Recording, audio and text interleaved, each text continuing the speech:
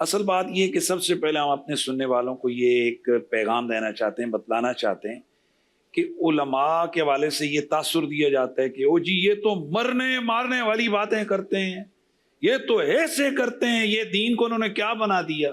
خدا کی قسم علماء مجبور ہیں۔ یار ذرا 2 جمع 2 2 جمع 2 4 نہیں یار بھائی 2 جمع 2 4 بنا دیے اس نے۔ ساری دنیا کہے گی صاحب 2 جمع 2 ہوتے ہی 4 ہیں، فیصل نے بتائے۔ ہاں اسی طرح علماء مفتیان اعظام وہ دین بتاتے ہیں، بناتے نہیں اپنی طرف سے۔ جو اللہ اور اس کے رسول نے قرآن و سنت میں بیان کر دیا ہے، ہم مجبور ہیں کہ ہم اس کو اسی طرح بتائیں، ہم لگی لپٹی نہ کریں کہ ہمیں لوگ کہیں جی ماشاءاللہ یہ تو بڑی میٹھی میٹھی بات کر رہے ہیں۔ رب کعبہ کی قسم ہے، مصطفیٰ جب فتح مکہ کے لیے تشریف لے کے گئے، صحابہ نے عرض کی یا رسول اللہ راستے میں کتیا نے بچے جناب اس نے دیے ہوئے ہیں اور ہمیں مجبوراً اس کتیا کو ان بچوں سے اٹھانا پڑے۔ اللہ کے نبی نے فرمایا رستہ بدل لو، میں رحمت للعالمین ہوں، میں اس کتیا کو بچوں کی وجہ سے اس کو اذیت نہیں دینا چاہتا۔ وہی رسول جب مکہ مکرمہ کے اندر تشریف لاتے ہیں، عرض کی جاتی ہے یا رسول اللہ وہ ابن خطل اور وہ لونڈیاں جو آپ کے خلاف اشعار کہتے ہوئے آپ کی بے ادبی اور گستاخی میں لونڈیاں ناچتی تھیں، ان کے ناچنا اس وجہ سے ہوتا تھا تاکہ مجمع لگ جائے، لوگ جمع ہو، اور ابن خطل آپ کے خلاف بد کلامی اور بد زبانی کرتا تھا۔ کیا حکم ہے؟ یہ رحمت للعالمین نبی جو مکھی اور مچھر کو مارنے کی اجازت نہیں دیتا، وہ رحمت للعالمین نبی جو پرندوں کی حقوق کی بات کرتا ہے، چونکہ وہ معمور من اللہ ہے، وہ اللہ کی طرف سے جو کچھ ہوتا ہے وہی کرتا ہے، تو اللہ کے نبی فرماتے ہیں صحابہ وہ جس جگہ پر عرض کیا جی وہ تو غلاف کے نیچے کعبہ شریف کے اندر حرم میں ہے، اللہ کے نبی نے فرمایا وہی ان کا کام تمام کر دو۔ اب جب ہم آئیے بخاری شریف کے اندر روایت ہے اور پھر قرآن مجید کے اندر اللہ تعالیٰ فرماتا ہے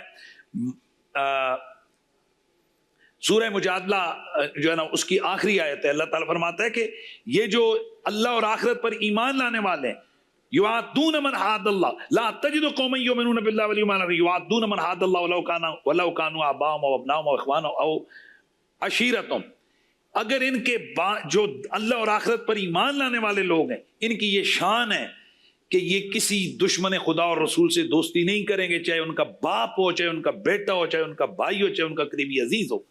ذرا دیکھیے یہ آیت نازل کب ہوئی کہ جب حضرت عبیدہ بن الجراح رضی اللہ تعالیٰ عنہ کے والد نے رسول اللہ کی بے ادبی کی تو انہوں نے منع کیا، پھر جب وہ باز نہیں آیا اپنے والد کا کام تمام کر کے رسول اللہ کی بارگاہ میں چلے۔ حضرت عمر نے اپنے سگے ماموں کا کام تمام کر دیا، مولا مرتضیٰ نے قریبی رشتہ داروں کو واصل جہنم کر دیا۔ پھر یہ آیت نازل ہوئی کہ یہ ہیں اولئک کتب فی قلوبہم الایمان، یہ ہیں دل کے مومن، یہ ہیں پکے مومن۔ جنگ میں ہو رہا تھا؟ نہیں یہ عام نارمل حالات، جنگ میں بھی ہوا ہے، نارمل حالات میں بھی اسی طرح ہوا ہے۔ ایک صحابی اپنے والد کا کر گیا، ایک صحابی اپنی والدہ کا کام تمام کر گیا، ایک صحابی اپنے بھائی کا کام تمام کر گیا۔ کیوں؟ ان کے نزدیک سب سے معتبر اور سب سے پیاری ذات ذات پیغمبر تھی۔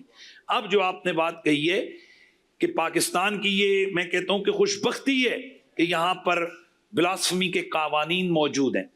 اب اگر کوئی ایسا بدبخت ہے کہ جو بدبخت کسی پر اپنے ذاتی معاملات کی وجہ سے الزام لگاتا ہے بلاسفمی کا، وہ اگر حقیقت میں ایسا نہیں، وہ جان بوجھ کر جھوٹ بول رہا ہے تو حقیقت میں وہ بلاسفمر ہے، اور اس کے حوالے سے بھی ہمارے قوانین موجود ہیں کہ اگر اس کی وجہ سے کسی کو سزا ہوئی اتنی سزا اس کو دی جائے گی۔ لیکن اس کا یہ مطلب نہیں کہ اگر کہیں 1 2 4 جگہ پر قانون غلط استعمال ہو تو آپ اس قانون کے خلاف ہو جائیں، ایک مہم لانچ کر دیں کہ جی یہ دیکھو جی فلاں ہو گیا۔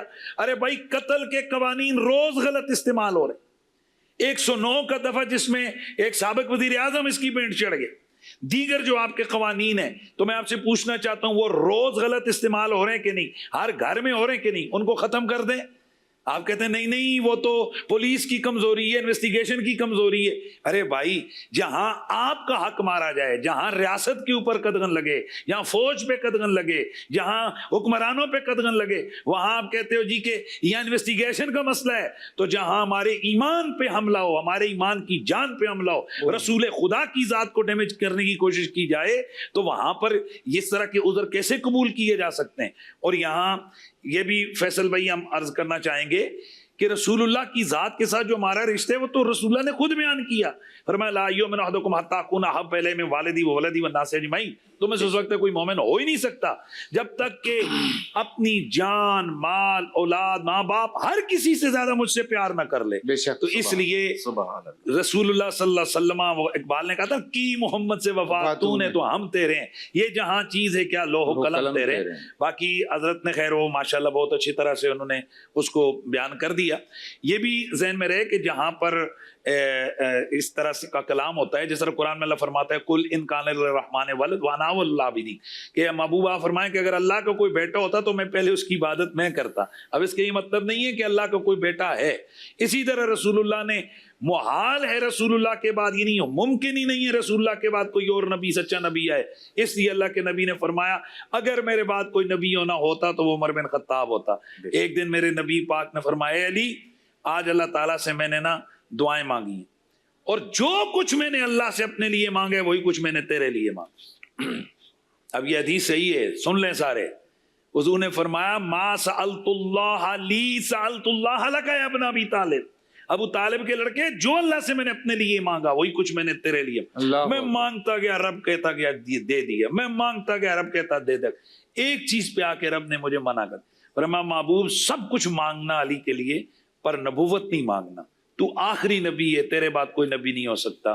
تو جب وہ باب فاتح باب خیبر یعصوب المومنین والمسلمین، وہ تاجدار حلتا شیر خدا مشکل کشا غالب علی کل غالب امام البررہ قاتل الفجرہ، وہ مدینۃ العلم کا دروازہ، وہ حکمت کا شہر، اس شہر کا دروازہ، وہ رسول اللہ کی جان، وہ رسول اللہ کا بھائی، وہ رسول اللہ کا ویر، وہ حسنین کا بابا، وہ زہرا کا شوہر، وہ ولیوں کا سردار، وہ امیر المومنین، وہ امام الصحابہ والتابعین، وہ شیر خدا مشکل کشا اول المومنین والمسلمین، وہ قرآن کا قاری، قرآن کا عالم، وہ عالموں میں سے حضور کی امت کا سب سے بڑا عالم.